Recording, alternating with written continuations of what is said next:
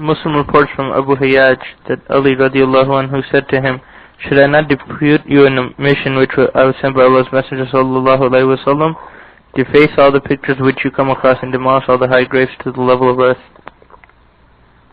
So Ali radiallahu anhu was sending out Abu Hayyaj for a mission, okay? He was sending him out for a mission, and he said, should I not send you out with the same commandments that... You don't have this hadith? Oh, you do. Should I not send you out with the same commandments or the same rulings that the Prophet ﷺ told me to do? The same advice that the Prophet ﷺ gave me when he commanded me to go on an expedition or battle. Should I not give you the same advice? What is it? He said, don't leave a single picture except that you destroy it, deface it. Okay? Any image that you find, destroy it. And every grave that you find that is above the ground, that has, structures or anything, then destroy it. Okay? And we find that amongst who amongst our generation is the worst in grave worship? Which group? The Sufis and? Well, the Badawi is in there. The who? Even the Shias, because when you look at their imams, for example, right, in Karbala and others, you find huge structures built over their graves. And the Prophet ﷺ said that don't leave, he told Ali, look at the irony, he told Ali ibn Abi Talib radiallahu anhu, don't leave a single built up grave except that you destroy it. Okay? There should not be anything above a grave.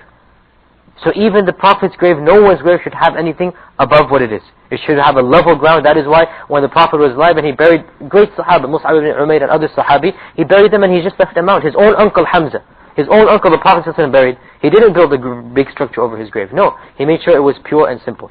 So the point of this hadith is that the Prophet sent Ali ibn Abi Talib, he said, should I not tell you, should I not command you what to do? Make sure you deface every picture. Every image you find, destroy it. Okay? And every grave that you find that's above the ground, level it. Make it straight. Make it to the level of the ground. Now we said though that to level the ground means like a mound. Because you're allowed to put a mound on top of the grave. You understand a mound, right? Like half a foot or something. So that when someone passes by, he sees it's a grave. But above that, a big structure? No. That is definitely not allowed. You can't have a structure above that. What is the point of this hadith? The point of this hadith is that the Prophet ﷺ was so concerned about Tawheed, was that he made sure that Ali radiallahu anhu did not leave any statue or any image except that he tore it apart. Likewise the same for graves. Okay? And the reason for both of this is that both of these objects lead to shirk. When you have a grave that has a huge structure around it, when you have an image of something, this automatically leads to shirk. Now before we move on to the next chapter, the question on everyone's mind about images. Let's divide images into a number of things. Firstly, there's 3D images. Firstly, there's 3D images. Okay? What do I mean by 3D images? Akhi, do you know what I mean by 3D images?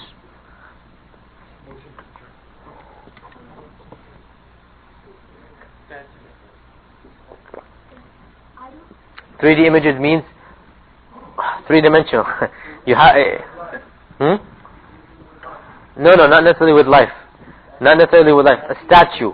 Okay? A statue, not necessarily a statue, an icon. You go to so many Muslim houses, you find a little human being, a little statue like this or something, made out of clay or something. It's a 3D image.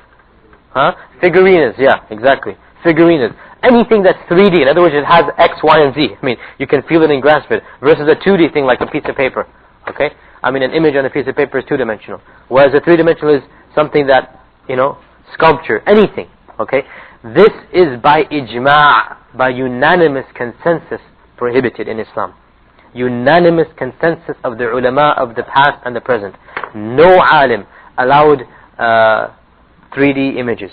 Whether it's a Cinderella or a figure or anything, doesn't matter what it is. A little thing or a big thing, as long as it has a spirit, meaning an animal, meaning a human being or an animal. Okay? So images of rocks and trees and stuff, we already talked about before, this is allowed.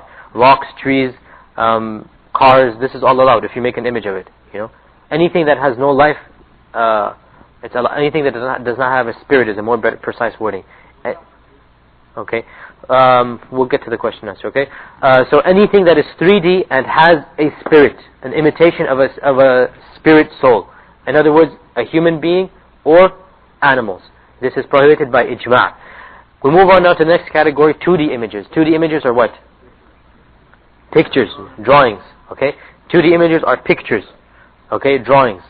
2D images, according to the vast majority of ulama, Vast majority, only a few small amount, and that's why many ulama, they just ignore it and they say there is ijma', okay, that they are also prohibited. 2D images.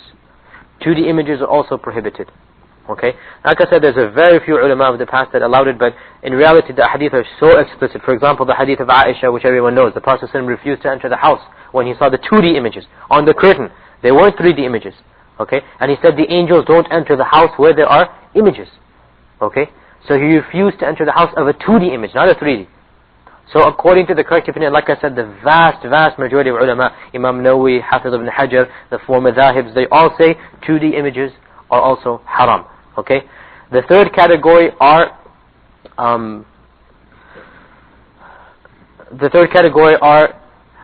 not really images, but let's say light reflections. Okay? For example, a mirror.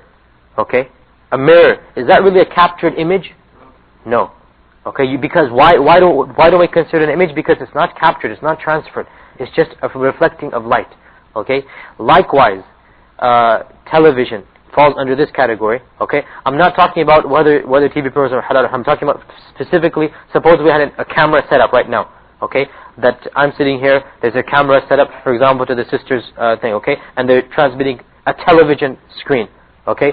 This, according to the vast majority, is allowed. Okay? We're not talking about recording, we're just talking about live transmission right now. Because it's light being transmitted. Okay? According to the majority, Chpt15 and others, they allow it. Shaykh Ibn Baz also, they allow this type of stuff. Immediate transmission, because the same thing, suppose we had a bunch of mirrors set up. Okay? It would be possible to arrange it so that anywhere, that image could be transferred. It's a reflection of light. It's not storage. This is the difference now. This is allowed. The fourth, what category now? Fourth? Okay, the fourth category would be storing light images, which is what we call photographs. Okay? Storing light images. So neither is it the second category purely, nor is it the third category purely. It's in between the two. Do you understand? Right? What is the second category? Akhi in the back. Akhi in the back. Okay. 2D images, such as a hand sketch, a painting that you yourself have made. Okay? What is the third category? Anyone? Light reflections. Okay, so now the fourth category is in between, where you store a light reflection, which is what we call in our times photography. This obviously did not exist in the Prophet's time. Okay, this is something that exists in our time, and this is why the ulama have made ijtihad, and the majority of them have said it is prohibited and it falls under the surah. Amongst them, Shaykh Ibn Baz rahimahullah ta'ala, and also Shaykh Uthaymeen, and also Shaykh Al-Albani, they all hold the same position, that it is not allowed to have photographic images also, because they fall under this prohibition. They say that even if you are not creating the creation because it's just a storage of light, you cannot get out of the fact that the angels don't enter the house where an image is kept. Okay? You see what Shaykh Uthaymeen says, even if you're not creating anything, because you don't draw it, and you don't actually, it's just storing the light that comes from you and stores it in a special filter, a special lens, or a special camera, or whatever. Even if you get out of that problem, you still have the problem of what? Of an image, exactly. That the angels don't enter the house where there's an image. And also you still have the problem of shirk. Okay? And like I say, anyone that knows any Agha Khani or any Sufi family, they know this. Okay? You go into their house, any Agha Khani's house, you find a picture of Agha Khan right there, which they worship. Okay? With pearls and everything, and flowers around him all the time. Around the picture, I've seen this. And also you go to any of these, extremist Sufis, same thing. Okay, same thing like this.